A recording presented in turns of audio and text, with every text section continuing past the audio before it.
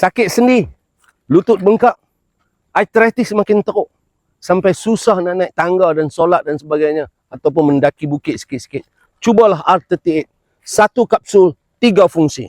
Mengurangkan radang, menyurutkan bengkak, dan menyokong pertumbuhan semula sel-sel sendi. Bahan-bahannya ditanam di ladang milik UMT sendiri.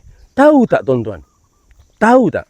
Ada di negara ini, ada sebuah ladang herba yang sangat luas, terletak di Bukit Kor, Terengganu. Ni bahagian kuning ni lah yang paling mahal sekali ni, menjadi bahan asas kepada produk R38.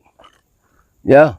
Jadi bahan ini ditanam di ladang herba UMT untuk merawat masalah gabungan, masalah sendi, masalah radang dan juga masalah gout, tuan-tuan.